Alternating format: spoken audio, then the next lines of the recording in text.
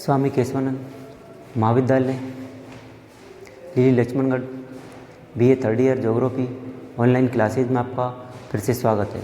तो देखिए बच्चों, अपना अध्याय सेकंड चल रहा है जिसके अंदर पढ़ रहे हैं हम अफवाह तंत्र। और अफवाह तंत्र के अंतर्गत हम पार्ट 3 का अध्ययन करेंगे, अर्थात हमने हिंद महासागरीय नदियों का क्या कर लिया है, अध्ययन कर लिया है। ठीक है, अब नेक्स्ट पॉइंट आता है हमारा प्रशांत महासागरीय अफवाह क्षेत्र। ठीक है, प्रशांत महासागरीय अफवाह क्षेत्र के अंतर्गत आने वाली नदियाँ, इनका हम क्या करेंगे, अध्ययन करेंगे। तो देखिए बच्चों, इस अफवाह क्षेत्र में, प्रशांत महासागरीय अफवाह क्षेत्र में बहने वाली नदियाँ एशिया की उच्च भूमि से निकलकर प्रशांत महासागर में गिरती हैं। ठीक है, तो देखिए इस प्रशांत महासागर अफवाह क्षेत्र के अंतर्गत हांगो नदी है, यांगटी सिक्यांग नदी है, सिक्यांग नदी है, ठीक है, मिकांग नदी है। ऐसी नदियां हैं जो प्रशांत महासागर में अपना जल का विसर्जन करती हैं। ठीक है, अर्थात उनका अफवाह क्षेत्र किसके अंतर्गत सम्मिलित किया जाता है, प्रशांत महासागरीय अफवाह क्षेत्रों के अंतर्गत सम्मिलित किया जाता है। ठीक है, तो सबसे पहला पॉइंट आता है हमारा प्रशांत महासागरीय अफवाह क्षेत्र में हांगो नदी। तो देखिए हांगो नदी चीन की महत्वपूर्ण नदी है जो उत्तरी चीन में प्रवाहित होती है। हांगो नदी है जो चीन की महत्वपूर्ण नदी है जो कि उत्तरी चीन में प्रवाहित होती है। ठीक है, इस नदी का विस्तार उत्तरी चीन के 7.5 लाख वर्ग किलोमीटर क्षेत्र पर फैला हुआ है। हांगो जो नदी है इसका विस्तार है जो उत्तरी चीन में, ठीक है, 7.5 लाख वर्ग किलोमीटर क्षेत्र में फैला हुआ है हांगो नदी का विस्तार। ठीक है, अब ध्यान दें, इस नदी की कुल लंबाई 5464 किलोमीटर है। ठीक है, इस नदी की कुल लंबाई कितनी है, 5464 वर्ग किलोमीटर। ठीक है, हांगो नदी की कुल लंबाई है। अब इस नदी का उद्गम कहाँ से होता है, तो देखिए हांगो नदी का उद्गम कुनलुन पर्वत है, उसमें सारिंगनौर और औरिंगनौर झीलों से इस नदी का क्या होता है, उद्गम होता है। ठीक है, हांगो नदी का उद्गम कुनलुन पर्वत के सारिंगनौर, ठीक है, और औरिंगनौर झीलों से इस नदी का क्या होता है, उद्गम होता है। तो ये हांगो नदी है, यहाँ कुनलुन पर्वत है और ये सारिंगनौर, ठीक है, और औरिंगनौर झीलों से इस नदी का क्या होता है, उद्गम होता है।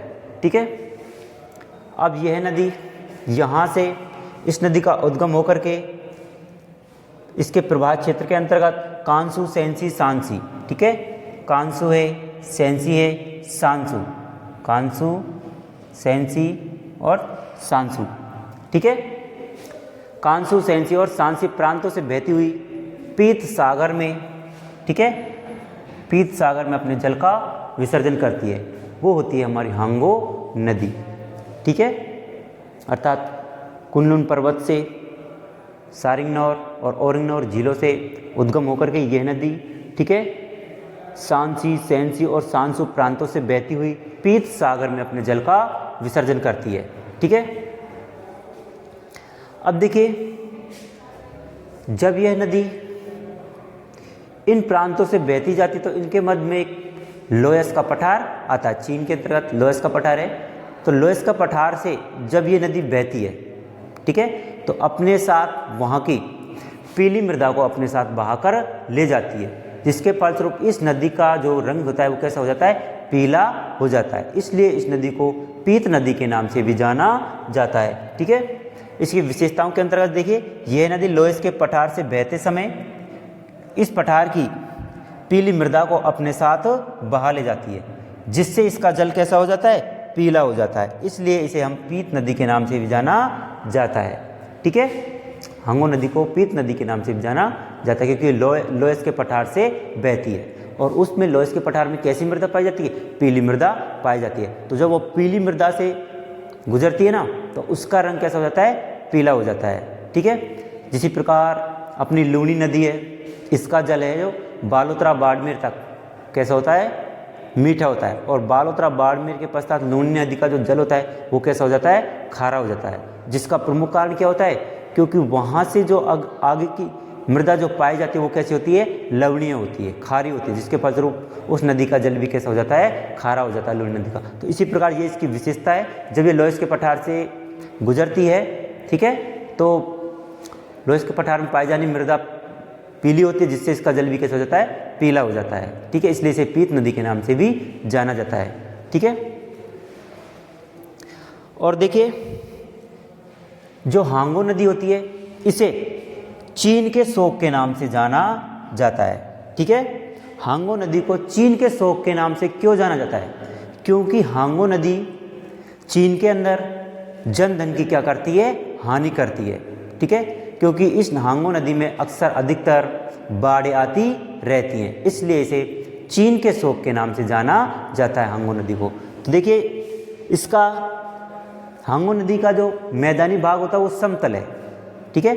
हांगो नदी का मैदानी भाग ढलान युक्त नहीं है, बल्कि कैसा है, समतल है। और समतल मैदानी क्षेत्र होने के कारण, समतल भाग होने के कारण इसका नदी वाला जो भाग है वो समतल होने के कारण जो जल होता है वो बाहर फैलता है, ठीक है। यदि तीव्र वर्षा आ जाए या उसमें अधिक पानी आ जाए तीव्र वर्षा के कारण, तो वो जल नदी में न बह करके उसके तटों से बाहर फैलने लग जाता है समतल होने के फलस्वरूप, जिससे, ठीक है, जैसे सांसू है, ये हमारे हैं कांसू, सैंसी, सांसी प्रांतों से जब ये बहती है तो इनमें क्या आने लगती है, बाढ़ें आने लग जाती है। इसलिए इस नदी को बिहार के शोक के नाम से जाना जाता है, क्योंकि यह नदी इस नदी को चीन के शोक के नाम से जाना जाता है, ठीक है।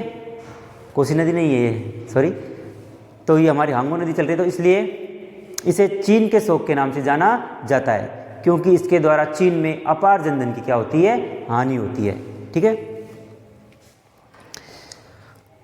तो इसकी सहायक नदियों में चीन की दो सहायक नदियां होती हैं, वीहो एवं फेन हो, ठीक है। हांगो नदी की दो सहायक नदियां कौन कौन सी हैं, वीहो एवं फेन हो, इसकी प्रमुख सहायक नदियां हैं, ठीक है।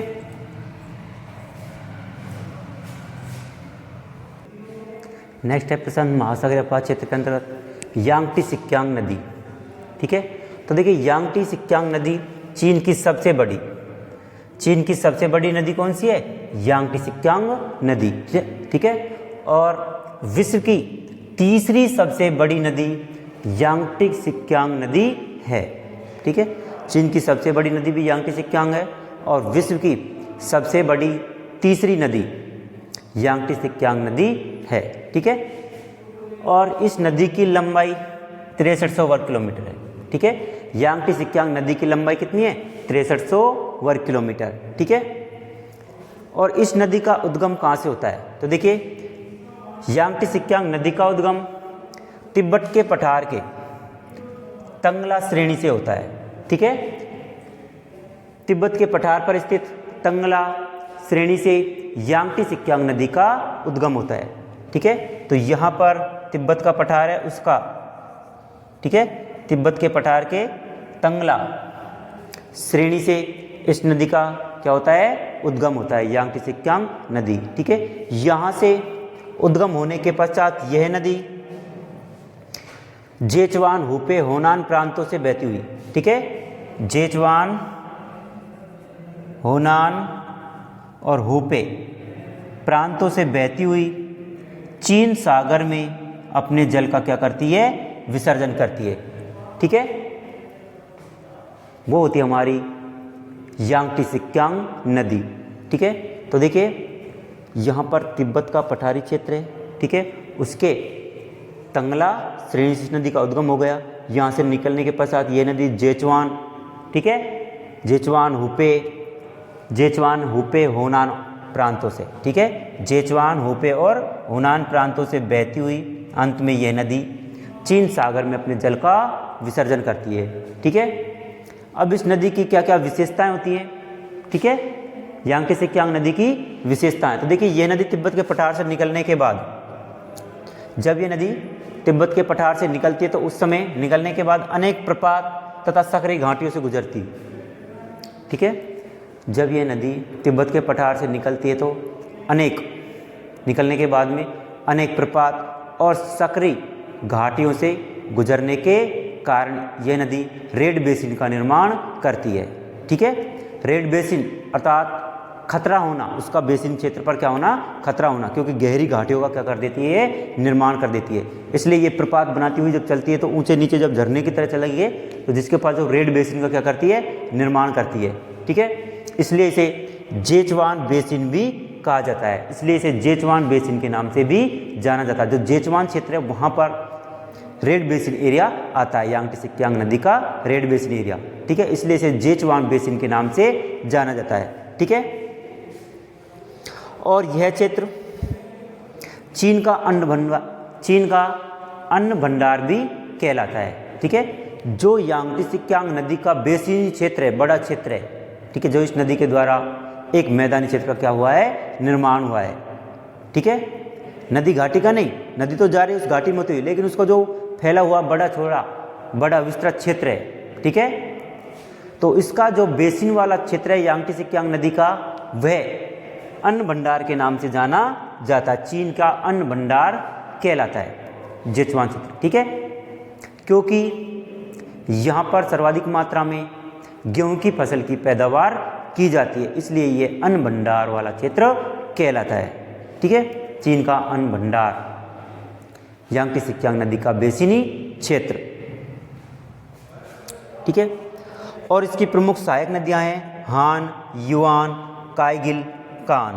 ठीक है, ये इसकी 4 प्रमुख सहायक नदियां हैं, हान, युआन, काईगिल और कान। ठीक है, तो देखिए यहाँ से इस नदी का, यांगटी सिक्यांग नदी का उद्गम हो गया तिब्बत से। यहाँ से निकलने के पश्चात ये जा रहे जेचवान, ठीक है, हुपे और होनान।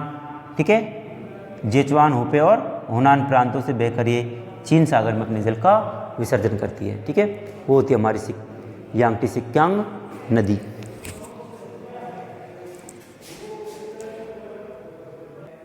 नेक्स्ट नदी है सिक्यांग नदी। तो देखिए, सिक्यांग नदी चीन की दक्षिण भाग में प्रवाहित होती है।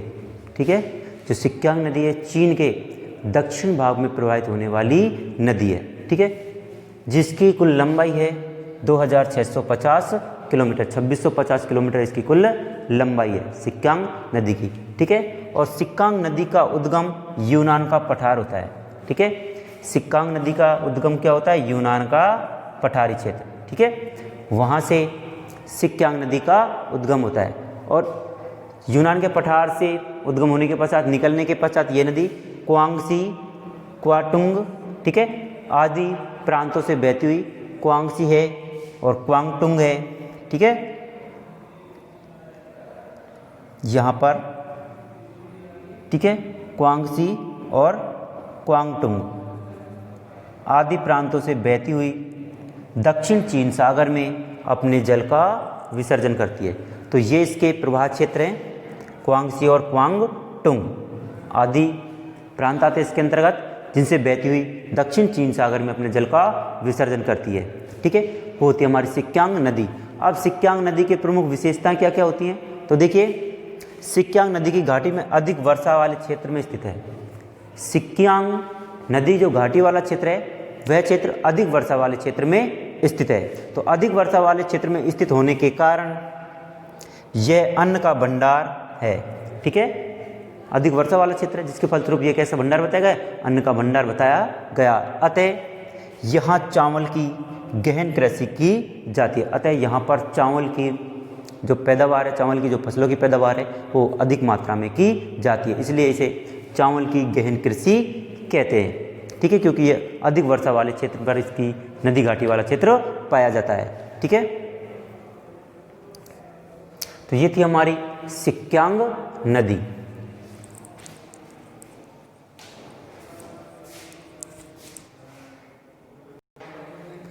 नेक्स्ट पॉइंट है मिकांग नदी। तो देखिए, मिकांग नदी तिब्बत के पूर्वी पठारी भाग से निकलकर, तिब्बत के पूर्वी पठारी भाग से निकलकर, ठीक है, यह नदी चीन के यूनान प्रांत से होती हुई, चीन के यूनान प्रांत से होती हुई म्यांमार, यहाँ से कहाँ जाती है, म्यांमार मिकांग जो नदी है यूनान प्रांत से बहती हुई म्यांमार, ये म्यांमार है, ठीक है, ये म्यांमार है, तो यहाँ पर म्यांमार से बहती हुई, ठीक है,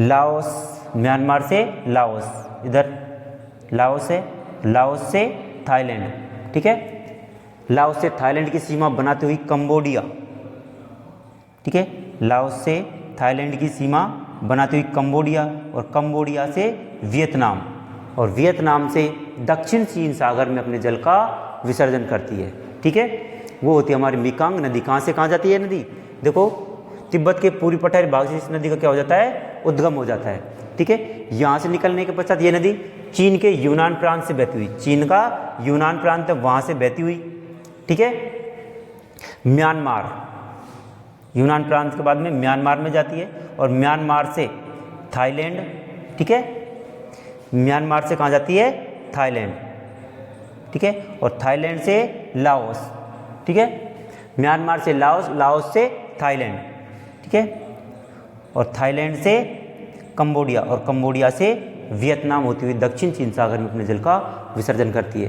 तो देखिए चीन के यूनान प्रांत से बहती हुई म्यांमार, ठीक है, म्यांमार से लाओस, लाओस से थाईलैंड, और थाईलैंड की सीमा बनाती हुई कंबोडिया, और कंबोडिया और से दक्षिण वियतनाम में बहती हुई दक्षिण चीन सागर में अपने जल का विसर्जन करती है, वो होती है हमारी मिकांग नदी, जिसकी कुल लंबाई कितनी है, 4200 किलोमीटर है, ठीक है, और वियतनाम में इस नदी को, ये नदी नौ परिवहन योग्य है, और वियतनाम के अंतर्गत ये नदी नौ परिवहन योग्य होती है, अर्थात इसमें नावें चलाई जा सकती है, कहाँ पर, वियतनाम में, ठीक है, नावों से यातायात किया जा सकता है। तो ये नदी मिकांग नदी वियतनाम के अंतर्गत नौ परिवहन योग्य होती है, ठीक है, और इस मिकांग नदी को अलग अलग क्षेत्रों पर, अलग अलग देशों में अलग अलग नामों से जाना जाता है, जैसे कि तिब्बत में जहाँ से नदी को उद्गम हुआ वहाँ पर इसे जाचू के नाम से जाना जाता है। मिकांग नदी को तिब्बती क्षेत्र में किस नाम जाना जाता है, जाचू के नाम से,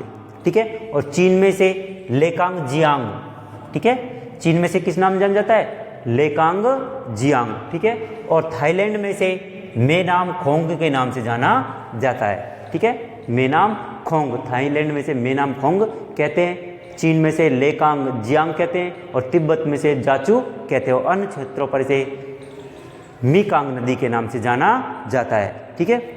तो ये थी हमारी मिकांग नदी।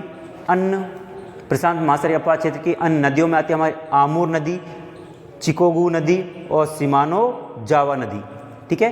तो देखिए आमूर नदी, ये नदी चीन के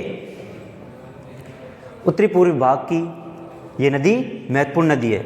आमूर नदी चीन के उत्तरी पूर्वी भाग की महत्वपूर्ण नदी है, ठीक है। चीन के उत्तरी पूर्वी भाग में बहने वाली महत्वपूर्ण नदी कौन सी है, आमूर नदी, जिसकी लंबाई 4416 किलोमीटर है, आमूर नदी की लंबाई, ठीक है।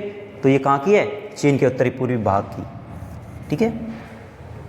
उत्तरी भाग की कौन सी थी हमारी, हांगो नदी, और उत्तरी पूर्वी भाग की कौन सी है, आमूर नदी, ठीक है। और चिकोगू नदी यह जापान के क्यूशू द्वीप की मुख्य नदी है। जापान में जो क्यूशू द्वीप है, ठीक है, क्यूशू द्वीप की एक मुख्य नदी होती है, कौन सी, चिकोगू नदी, ठीक है। चिकोगू नदी है जो क्यूशू द्वीप की मुख्य नदी होती है, जो जापान का, ठीक है, द्वीप है। और शिमानो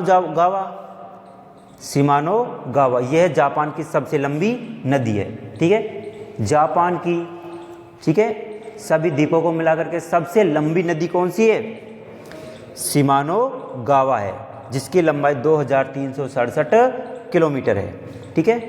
तो ये था हमारा प्रशांत महासागरीय अपवाद क्षेत्र। तो प्रशांत महासागरीय अपवाद क्षेत्र आपका आज कंप्लीट हो गया है। कल नेक्स्ट अपवाद क्षेत्र के साथ अध्ययन करेंगे। आज के लिए इतना ही। थैंक्स।